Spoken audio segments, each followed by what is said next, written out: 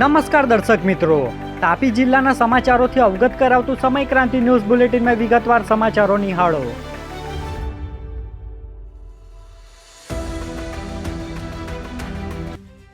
Tapi LCB પોલીસે ગણતરીના કલાકોમાં લૂંટના 2 રીઢા ગુનેગારને ઝડપી લીધા. આરોપીઓએ ધોળા દિવસે લૂંટ ચલાવી હતી. તાપી એલસીબી પોલીસે ગણતરીના કલાકોમાં લૂંટના 2 કુખ્યાત આરોપીને ઝડપી લીધા છે. જે આરોપીઓએ ધોળા દિવસે વેપારીને ઊભો રાખી માર મારી 55,000ની લૂંટ ચલાવી ફરાર થયા હતા. બનાવને લઈ એલસીબી પોલીસે અલગ અલગ ટીમો બનાવી 2 આરોપી દીપક વસાવા અને ભાવેશ વસાવાને ઝડપી લીધા છે. જે આરોપી સામે કુલ્લે 17 જેટલા અલગ અલગ પોલીસ મથક ગુનાઓ નોંધાયા છે. બંને આરોપી પાસેથી પોલીસે 70,700નો મુદ્દામાલ કબજે કરી કાર્યવાહી હાથ ધરી છે. વ્યારાના રૂપવાડા ગામની સીમમાં ટેમ્પોના અડફેટે પત્નીનું ટૂંકી સારવાર બાદ મોત, પતિને ઈજાઓ પહોંચી. વ્યારા પોલીસ મથક ખાતેથી મળતી માહિતી મુજબ રૂપવાડા ગામની સીમમાં ટેમ્પો અને બાઇક વચ્ચે અકસ્માત સર્જાયો હતો. જેમાં બાઇક પર સવાર દંપતીને શરીરે ગંભીર ઈજાઓના કારણે સારવાર અર્થે ખસેડવામાં આવ્યા હતા. જ્યાં પત્ની લક્ષ્મીબેનનું મોત નીપજ્યું હતું, જ્યારે પતિને ઈજાઓ પહોંચી હતી. બનાવને લઈ પોલીસે ટેમ્પાના ચાલક સામે ગુનો દાખલ કર્યો છે. તાપી જિલ્લાની વ્યારા સિવિલ હોસ્પિટલ ગંદકીના ભરડામાં, આરોગ્ય વિભાગની ઘોર બેદરકારી બહાર આવી. તાપી જિલ્લાના વ્યારા શહેરમાં આવેલ સિવિલ હોસ્પિટલ હાલ ગંદકીના ભરડામાં સપડાઈ છે. જ્યાં એક તરફ લોકો સારવાર માટે આશા લઈને આવે છે, ત્યાં બીજી તરફ ગંદકી, દુર્ગંધ અને કચરાના ઢગલા દર્દીઓના સ્વાસ્થ્ય માટે મોટું જોખમ બની રહ્યા છે. સ્વચ્છતા અભિયાનના મોટા દાવા વચ્ચે વ્યારા સિવિલ હોસ્પિટલની વાસ્તવિક સ્થિતિમાં સવાલો ઊભા કરી રહી છે. હવે જોવાનું રહ્યું કે જિલ્લા આરોગ્ય તંત્ર આ મુદ્દે ક્યારે જાગે છે અને હોસ્પિટલમાં તાત્કાલિક સ્વચ્છતા અને વ્યવસ્થાની યોગ્ય કાર્યવાહી કરે છે કે કેમ. કુકરમુંડાના ખેડૂતો સાથે વજન મુદ્દે ગોટાળા કરતા ચીટર વેપારીઓના લાયસન્સ રદ કરવાની માંગ સાથે મામલતદારને આવેદન અપાયું. કુકરમુંડા ખાતે આવેલ મહાકાળી ટ્રેડર્સ નામના દુકાનમાં કેટલાક ખેડૂતો પોતાના ખેત પેદાશ વેચવા માટે ગયા હતા, ત્યારે વજનમાં ગોટાળો કરી ખેડૂતોને ઓછા રૂપિયા આપી છેતરપિંડી કરવામાં આવી હોવાની આક્ષેપ સાથે મામલતદાર પ્રાંત અધિકારી સહિત વિભાગને આવેદનપત્ર આપી ન્યાય માટેની રજૂઆત કરી છે અને આવા દુકાનધારકો સામે કડક કાર્યવાહી કરે તેવી લોકો માંગ કરી રહ્યા છે.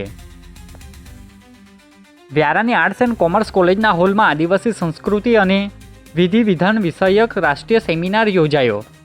વ્યારા ખાતે આવેલ કોલેજના હોલમાં ગુજરાત વિધાનસભાના નાયબ દંડક વિજયભાઈ પટેલ અને હેમચંદ્રાચાર્ય યુનિવર્સિટીના કુલપતિની હાજરીમાં આદિવાસી સંસ્કૃતિ અને વિધિ વિધાન વિષયક રાષ્ટ્રીય સેમિનાર યોજાયો હતો.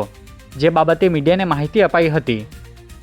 આજરોજ આપણે વ્યારા કોલેજ ખાતે one day national conference on IKS રિમ્યુનલ rituals and culture of south Gujarat એ વિષય પર એક દિવસનો કોન્ફરન્સ હતી.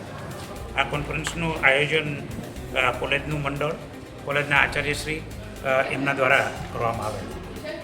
આપણે સૌ જાણીએ છીએ કે આપણી જે સાંસ્કૃતિક વિરાસત છે, એ સાંસ્કૃતિક વિરાસતમાં આપણે સૌ પણ એક આદિવાસીના જીવનની માફક જીવન જીવતા આપણે વિકાસ પામીએ છીએ. આદિવાસી જાતિ એક એવી જાતિ છે કે જેમણે આપણી પરંપરાનું જતન આજ દિન સુધી જાળવી રાખ્યું છે અને કરી રાખેલું છે. આજે વ્યારાના કટાસવાણ ગામની સીમા ટ્રક અને ટેન્કર વચ્ચે અકસ્માતમાં 2 લોકોને ઈજાઓ પહોંચી. વ્યારા પોલીસ મથક ખાતેથી મળતી માહિતી મુજબ કટાસવાણ ગામની સીમમાં કન્ટેનર અને ટ્રક વચ્ચે અકસ્માત સર્જાયો હતો, જેમાં 2 લોકોને ઈજાઓ પહોંચી હતી. બનાવમાં કન્ટેનરનું ટાયર ફાટ્યું હતું, જે બદલવા માટે કન્ટેનર ઊભું હતું તે વેળાએ ટ્રકે પાછળથી ટક્કર મારતા અકસ્માત સર્જાયો હતો. પોલીસે ટ્રક ચાલક સામે ગુનો દાખલ કર્યો છે. વાલોડના દાદરિયા ગામે કૂવામાં દીપડો પડ્યો. વન વિભાગ અને જીવદયાના સંસ્થાઓએ કર્યું સફળ રેસ્ક્યુ. વાલોડ તાલુકાના દાદરિયા ગામે આજે એક દીપડો શિકારની લાહીમાં કૂવામાં પડી ગયો હતો. ઘટનાની જાણ થતાં જ વન વિભાગની ટીમ અને જીવદયાના સંસ્થાના સભ્યો તાત્કાલિક ઘટના સ્થળે પહોંચ્યા હતા. લાંબી મહેનત બાદ દીપડાને સુરક્ષિત રીતે કૂવામાંથી બહાર કાઢવામાં આવ્યો હતો. રેસ્ક્યુ દરમિયાન દીપડાને કોઈ ગંભીર ઇજાઓ થઈ ના હોવાનું જાણવા મળ્યું છે. બાદમાં વન વિભાગ દ્વારા દીપડાને જરૂરી સારવાર માટે ખસેડી યોગ્ય વિસ્તારમાં છોડવાની કાર્યવાહી હાથ ધરવામાં આવી હતી. ગામ લોકોમાં ઘટનાને લઈ ભયનો માહોલ હતો, પરંતુ સફળ રેસ્ક્યુ બાદ સૌએ રાહતનો શ્વાસ લીધો હતો. તાપી જિલ્લા ભારતીય જનતા પાર્ટીના લઘુમતી મોરચાના મહામંત્રીની નિમણૂક કરવામાં આવી. તાપી જિલ્લા ભારતીય જનતા પાર્ટીના લઘુમતી મોરચાના મહામંત્રી તરીકે વ્યારાનગરના રહીશ મુશરફભાઈ કુરેશીની નિમણૂક કરવામાં આવી છે.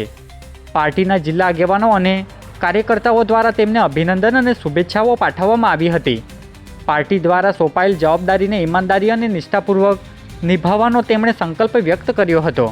સાથે જ લઘુમતી સમાજને સરકારની યોજનાઓ સાથે જોડવા અને ભારતીય જનતા પાર્ટીને તાપી જિલ્લામાં વધુ મજબૂત બનાવવા માટે સક્રિય રીતે કાર્ય કરશે તેવી અપેક્ષા વ્યક્ત કરવામાં આવી છે. આજે બુલેટિનમાં બસ આટલું જ અને સમય ક્રાંતિ ન્યૂઝ ચેનલને લાઇક શેર કોમેન્ટ્સ અને સબસ્ક્રાઇબ અવશ્ય કરી લેશો, જેથી કરી તમને તાપી જિલ્લાના સમાચારોની અપડેટ મળતી રહે અને મને રજા આપશો. આભાર. જય હિન્દ, જય ભારત.